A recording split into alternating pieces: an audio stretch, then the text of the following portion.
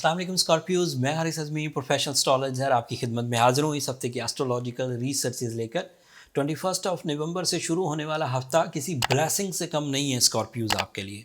आपकी बहुत सारे इश्यूज रिजॉल्व होने वाले हैं इस हफ्ते और कुछ नए इवेंट्स हैं जो आपकी कारकर्दगी पर गहरा असर छोड़ेंगे। चाहे आप किसी भी फील्ड में अपनी परफॉर्मेंसेस दे रहे हैं, उसमें कामयाबी के चांसेस बढ़ने लगे हैं। तफसील बयान करता हूँ। एक तो सूरज आपके सेकंड एंगल पर आएगा। सोलर सिस्टम में 2022 में सूरज पहली दफ़ा आपके आपके इन्वेस्टमेंट एरिया में आने लगा है। यहाँ आप पावरफुल डिसीजंस लेंगे जिससे मटेरियल एडवांटेजेस शॉर्ट टर्म या मुस्तकबिल करीब में ही आपको मिल जाएंगे। तफसील अभी बयान करूँगा।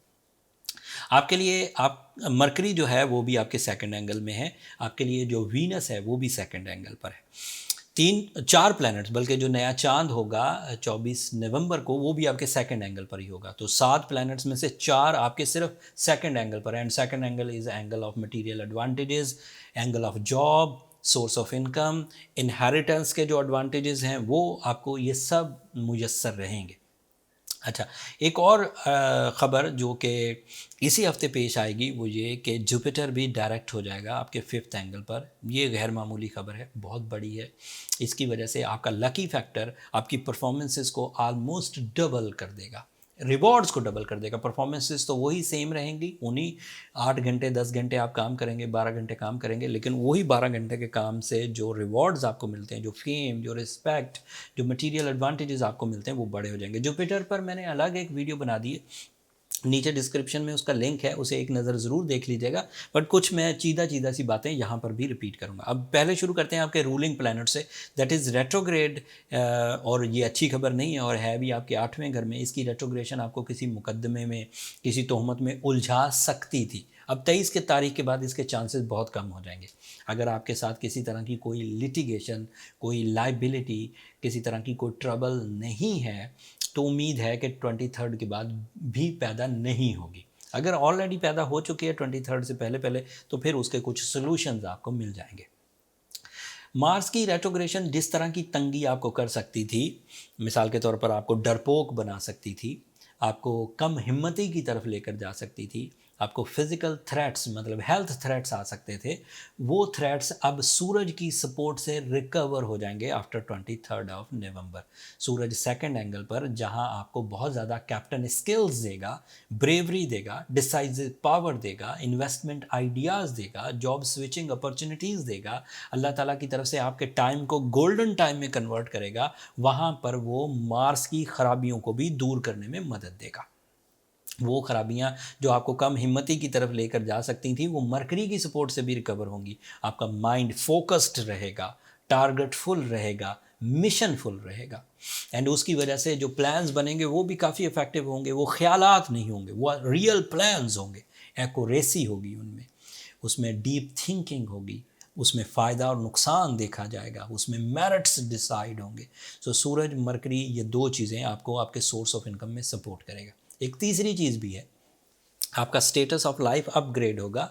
आपकी जो कमिटमेंट्स हैं उसमें सिंसेरिटी पैदा होगी, specially your romantic commitments, specially your love decisions, उसमें सिंसेरिटी होगी, उसमें सोल एक्सचेंजेस होंगी, उसमें स्ट्रॉन्ग बाउंडिंग प्रोड्यूस होगी। एंड वो रिलेशन लॉन्ग टर्म होगा। मतलब ये वेरिएबल इमोशंस की तरह नहीं होगा कि जैसे जज्बात कम होते रहते हैं, ज़्यादा होते रहते हैं, तो आपकी मोहब्बत भी कम या ज़्यादा होती रहेगी। ऐसा नहीं हो पाएगा। इसके बाद जब आप कमिटेड हो जाएंगे तो ये आपकी सोल साइड का हिस्सा बन जाएगा। जब फिर टाइम बिहेवियर जैसे अप एंड डाउन होते रहें, आपकी जो मोहब्बत का अंदाज़ है, आपकी जो अटैचमेंट है, वो स्ट्रॉन्ग रहेगी। तो स्कॉर्पियोज़ पर इस वक्त एतमाद किया जा सकता है। जो अदर लोग सुन रहे हैं वो ध्यान करें, और जो स्कॉर्पियोज़ हैं वो आप अपने अंदर अब चीज़ों को इस्तेहकाम देने की कोशिश करें। अब जिग जैग चलना बंद करें, जिग जैग सोचना बंद करें, एंड अपनी एनर्जीज़ को फोकस करके अपने मिशंस को पूरा करें। फेवर ऑफ टाइम अवेलेबल है, ये मेरी प्रोफेशनल स्टेटमेंट है एज एस्ट्रोलॉजर। आपके लिए नया चांद जब आपके सेकंड एंगल पर होगा तो उससे आपको रूहानी तर्ज के फ़ायदे, जब आप एडवांटेजेस ले रहे होंगे, रूहानी तर्ज के फ़ायदे क्या होते हैं? जब आप मटेरियल एडवांटेजेस ले रहे होंगे तो आप दूसरों के गमों को, दूसरों की नाकामियों को, दूसरों की ज़रूरतों को मद्देनज़र रखेंगे और अपनी कामयाबियों का कुछ हिस्सा उन पर इन्वेस्ट कर देंगे। This type of emotions. नया चांद हमेशा स्कॉर्पियोज़ के लिए, क्योंकि ये आपके नाइन्थ एंगल का रिप्रेजेंटेटिव है, सो आपकी फैमिली जो मोहब्बत है उसमें इजाफ़ा कर देगा। अपने बड़े भाई के साथ, अपने बुज़ुर्गों के साथ, माँ बाप के साथ आपके ताल्लुकात में जज्बातियत, एहसासात बढ़ जाएंगे। अगर आप अपने मिशन में मशीन की तरह काम कर रहे थे, तो अब again you are in family thinking, वो जो अटैचमेंट, बरकत, खैर और खुशी चाहिए होती है, वो भी मुयस्सर आएगी।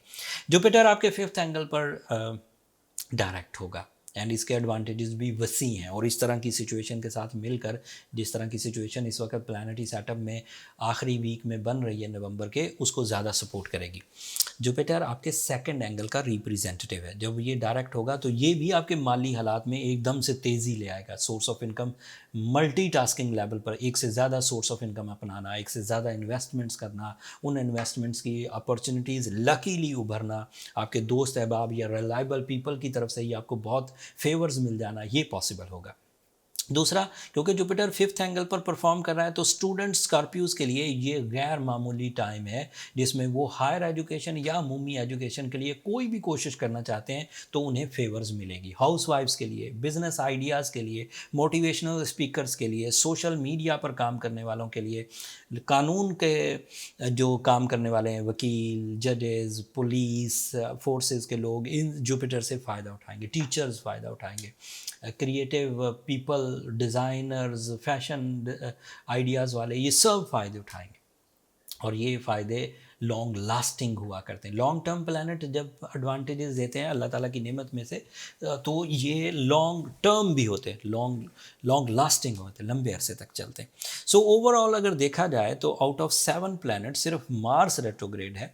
सन फेवर कर रहा है, मरकरी फेवर कर रहा है, वीनस फेवर कर रहा है, नया चांद फेवर कर रहा है, सैटर्न फेवर कर रहा है, मार्स फेवर कर रहा है, सॉरी जुपिटर फेवर कर रहा है, मार्स फेवर नहीं कर रहा। तो 6 प्लैनेट्स की फेवर के बाद कौन सा स्कॉर्पियो है जो अभी भी नाकाम रहेगा? जबकि स्कॉर्पियोज की जो अपनी नेचुरल एबिलिटीज़ हैं वही आइडिया मेकिंग पर मबनी होती है, वही फाइटिंग स्पिरिट्स रखती हैं, उनमें भी वॉरियर क्वालिटीज़ होती हैं, उनमें भी हमेशा नंबर 1 रहने की सलाहियत मौजूद होती है। ऊपर से फेवर ऑफ टाइम हो गया। उम्मीद ये है कि इस हफ्ते से आप टेक ऑफ कर जाएंगे, इस हफ्ते से आप कामयाबियों के सफ़र पर निकल जाएंगे, इस हफ्ते से आप अपने मिशंस को पूरा कर जाएंगे। कोई कमी रह जाए तो सूरज शम्स पढ़िए, रूबी पहनिए, ओपल पहनिए, ब्लू सफ़ायर भी पहन सकते हैं, but certain Scorpios, not all Scorpios. अगर आपने ऑलरेडी सूर्य शम्स पढ़ी हुई है, अगर आपने ऑलरेडी रूबी या ओपल पहना हुआ है और फिर भी मामला हल नहीं हो रहे, तो फिर अपनी पर्सनल कैलकुलेशंस की तरफ चले जाइए ताकि फाइंड आउट हो सके कि सब सपोर्ट्स के बावजूद ग्रोथ क्यों नहीं आ रही। पर्सनल कैलकुलेशंस के लिए ये नंबर नीचे चलते रहते हैं, आप इन पर रब्ता करके अपने लिए टाइम ले सकते हैं स्कॉर्पियोज, बट वो फ्री फोरम नहीं है। होपफुली आप अंडरस्टैंड करेंगे। जुपिटर से रिलेटेड जो मैंने अलग वीडियो बनाई है उसमें ज़्यादा तफसील से मैंने बातें बयान की हैं। यहाँ ये वीकली वीडियो थी तो मैंने इसे ज़रा महदूद बयान किया। वो नीचे डिस्क्रिप्शन में लिंक दे दूँगा, एक नज़र आप उसे देख लीजिएगा। जुपिटर आपके लिए काफ़ी सपोर्टिव है एंड आपको इस अपॉर्चुनिटीज़ को कैश करना चाहिए। दिन होना एक अपॉर्चुनिटी है, इसे कैश करना चाहिए। कोई आदमी अगर दिन में सोया रहे तो वो ज़ाहिर बात है दिन ज़ाया हो गया। इसी तरह ये सीज़न 12 साल बाद आता है जुपिटर। पहले तो रेट्रोग्रेड था इधर ही रेट्रोग्रेड था, अब डायरेक्ट हुआ, पहले से इधर है। अब इसके बाद वो इससे भी अच्छी पोजीशन पर जाएगा जुपिटर। लेकिन खैर फ़िलहाल जो कुछ हफ्ते मुयस्सर हैं जुपिटर की सपोर्ट से, उसे इग्नोर ना किया जाए और अपने बड़े मिशंस के लिए यूज़ किया जाए। एक जनरल सी बात है, ये सिर्फ आपके लिए नहीं, ये सभी के लिए है। गोल्डन सीजन बड़े मिशंस के लिए हुआ करते हैं, जनरल सीजन जनरल मिशंस के लिए होता है। अब गोल्डन सीजन में भी आप 2 वक्त की रोटी कमाने की सोच में ही मुलव्वस रहें तो इसका मतलब है कि आपने बेहतरीन टाइम को भी बहुत छोटे से काम के लिए यूज़ कर लिया। काम तो हो जाएगा लेकिन फिर बाद में पछतावा आएगा, क्योंकि उसके बाद उतने अच्छे टाइम मुयस्सर नहीं रहते। इसलिए टाइम्स को भी समझ कर काम किया करें। छोटी छोटी एस्ट्रोलॉजी आप घर में भी करते हैं कि मैं दोपहर से पहले पहले ये काम कर लूँगा, मैं शाम में ये काम कर लूँगा, मैं रात में रेस्ट कर लूँगा, मैं कमिंग सर्दियों में ये करूँगा, मैं कमिंग गर्मियों में ये करूँगा। ये सब प्लान्स हैं, ये छोटी एस्ट्रोलॉजी है जो रूटीन में फैमिलियों में हुआ ही करती है। बट बड़ी एस्ट्रोलॉजी का मतलब ये होता है कि प्लानटरी पोजीशन ही डिफाइन करें। वो जो शाम और सुबह आप गिनते हैं, वो जो सर्दियाँ और गर्मियाँ गिनते हैं, वो भी प्लानटरी सेटअप है, लेकिन अल्फाज आपने घरेलू नौइयत के इस्तेमाल किए होते हैं। शाम का होना सूरज के 180 डिग्री पर जाने को कहते हैं, सुबह तलू होना सूरज के 0 डिग्री से अपीयर होने को कहते हैं, लेकिन हम उसे ज़रा प्रोफेशनली कहते हैं, आप ज़रा घरेलू लैंग्वेज इस्तेमाल करते हैं, है वो भी एस्ट्रोलॉजी। अगली सर्दियों में शादी का प्लान कर लिया, या सर्दियों में मरी जाने का प्लान कर लिया, ये सब प्लानिंग्स हैं और आप सिस्टम को समझते हैं कि मरी में सर्दियों में क्या होगा एंड फिर आप उसे एंजॉय करने जाते हैं। दिस इज़ एस्ट्रोलॉजिकल प्लान जो आपने अपनी सैर व सेहत के लिए अखज़ किया, आपको ये अंदाज़ा ही था कि वहाँ ठंड होगी। इसी तरह ये प्लान्स हमें आपकी लाइफ के बारे में कुछ अंदाज़ा देते हैं और इस पर अब 21 साल की रिसर्च मेरी है और इससे सालों कई 100 साल की रिसर्च एस्ट्रोलॉजर्स की है। आई होप कि अब आपको एस्ट्रोलॉजी को सही अंदाज से समझकर टाइम्स को अच्छे लाइफ मिशंस के लिए यूज़ करना चाहिए। That's all. बात लंबी हो गई। अपनी दुआओं में मुझे और मेरी टीम को ज़रूर याद रखिएगा। चैनल को सब्सक्राइब करना मत भूलिएगा एंड आपकी सब्सक्रिप्शन हमारी हौसला अफजाई की वजह बनती है। स्कॉर्पियोज़ अगले हफ्ते तक के लिए अल्लाह ने के बाद।